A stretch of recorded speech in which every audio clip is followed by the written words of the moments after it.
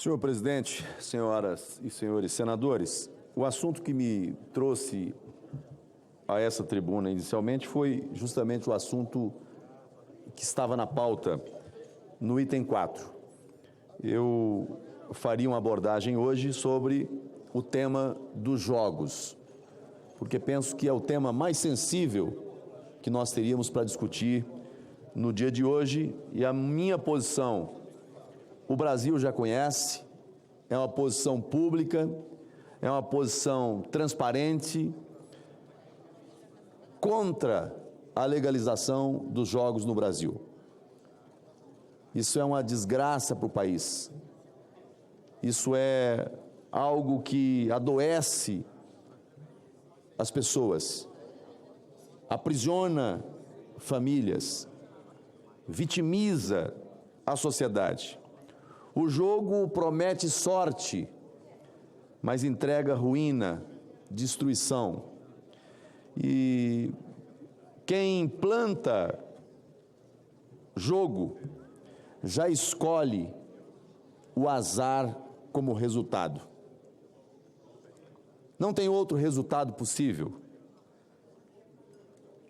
Irremediavelmente, senhor presidente, quem escolhe esse caminho, escolhe, às vezes que ainda inconscientemente, o caminho da destruição. Não há um único caso de alguém que tenha feito sucesso na vida passando pelos jogos, exceto o dono da banca, exceto o que opera o sistema, exceto o crime organizado, que não raras vezes é quem está por trás desse tema, desse assunto. Mas como Vossa Excelência está retirando de pauta no dia de hoje, e eu lamento muito, eu penso diferente do senador Girão. Eu não quero adiar essa discussão, eu quero enfrentar, eu quero votar para esse plenário sepultar de vez o tema da jogatina no Brasil, porque não é possível que alguém não tenha consciência e a visão, a clareza do mal que a pauta dos jogos está fazendo no Brasil. Veja aí o exemplo das bets. E quando disseram, não, vamos legalizar as bets para tirar da obscuridade, da ilegalidade, da clandestinidade, aqueles que operam para poder contribuir, para gerar riqueza, para gerar desenvolvimento. E eu pergunto, qual é o resultado que o Brasil experimenta hoje? Sucesso ou fracasso na pauta dos jogos com relação à experiência das bets? Saúde melhor ou doença, ludopatia, vício, criminalidade? Qual é o resultado? Qual é o resultado? Aonde é que está o lado bom? Ah, não, vai promover desenvolvimento econômico, social. Aonde? Em que país do mundo que a legalização dos jogos levou desenvolvimento, prosperidade, famílias fortes? Não, é o contrário. Levou destruição, levou problemas seríssimos à saúde pública, levou problema para a segurança pública. Então, esse é um tema que eu quero ter oportunidade de discutir com mais profundidade quando essa pauta estiver sendo debatida com o plenário.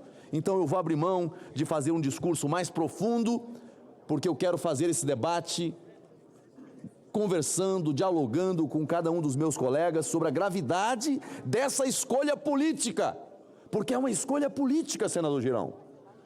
Aprovar ou rejeitar a legalização dos jogos é uma escolha política, mas as consequências serão inevitáveis para o Brasil inteiro, especialmente para a família brasileira. Então eu vou fazer esse debate no momento certo. Eu, portanto, faço, senhor presidente, a substituição do tema para destacar hoje uma fala que repercutiu no mundo inteiro ontem. E não foi um comentário qualquer, foi uma declaração feita pelo presidente dos Estados Unidos, Donald Trump, um dos líderes mais influentes do mundo.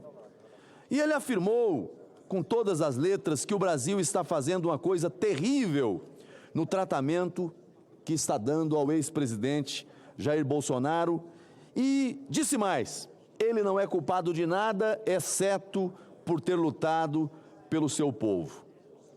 O presidente Trump comparou o que Bolsonaro está enfrentando com aquilo que ele próprio viveu nos Estados Unidos, dizendo que isso aconteceu com ele por vezes lá no seu país.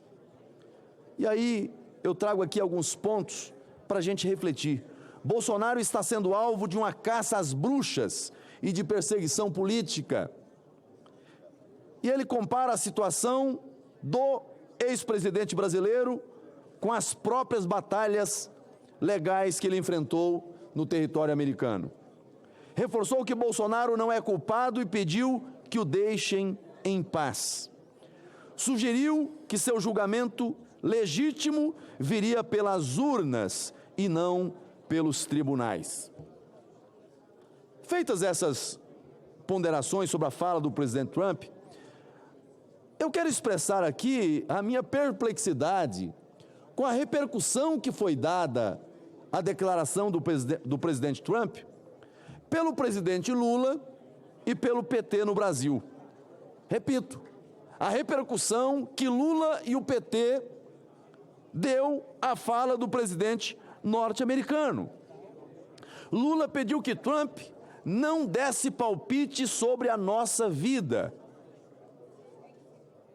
Mas é justamente aí que mora o problema, a incoerência do discurso do atual governo.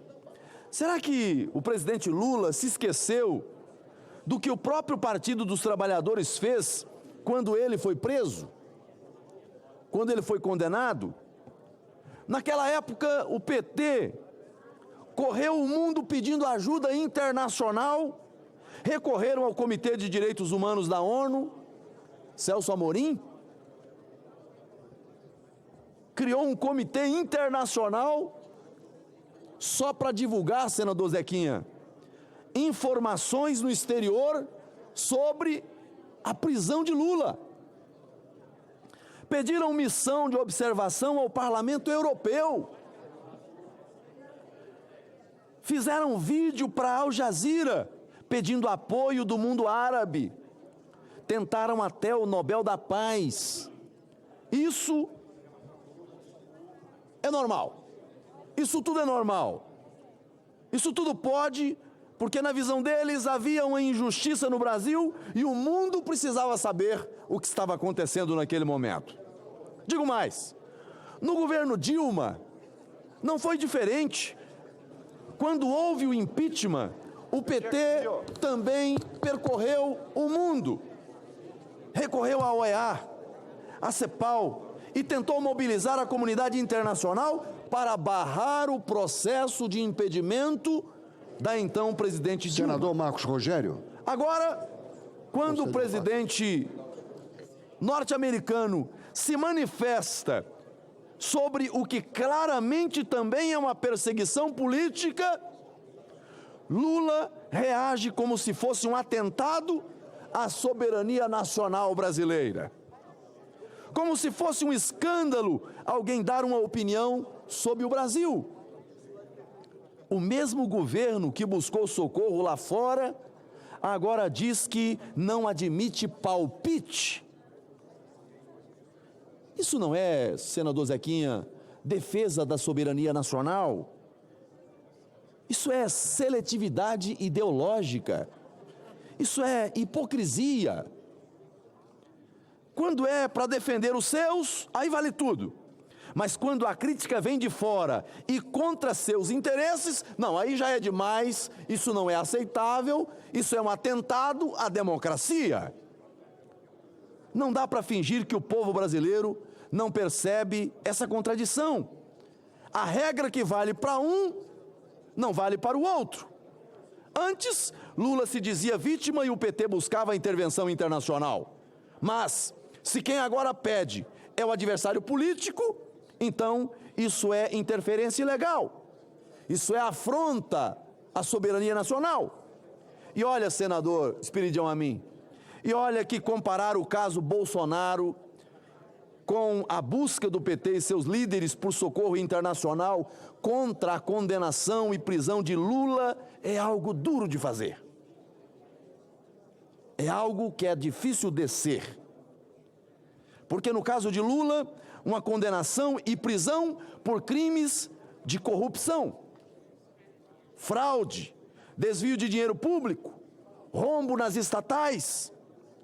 Agora, o que nós temos no caso Bolsonaro não é acusação de corrupção, não é acusação de desvio de dinheiro público, não é fraude às estatais, não teve ex-diretores devolvendo milhões e milhões, somando bilhões de reais devolvidos aos cofres públicos diante de confissões. Não, não se trata disso. Acusações fabricadas, narrativas construídas para justificar uma condenação política. E aí eu digo aqui com toda a convicção, querem tirar Bolsonaro do jogo eleitoral de 2026. Querem impedir Bolsonaro de ser candidato à presidência da República. Aqui está o verdadeiro golpe à democracia. A maior expressão da democracia é o direito de votar e de ser votado. Então, senhor presidente, o que o presidente Trump fez foi apontar o que muita gente já enxerga aqui no Brasil. Existe uma clara tentativa de afastar Bolsonaro do jogo eleitoral, da disputa eleitoral de 2026, pela via judicial. E a história vai registrar quem se calou diante disso e quem teve a coragem de dizer a verdade. Eu ouço muito rapidamente a parte do senador Espiridião a mim e concluo a minha fala, senhor presidente.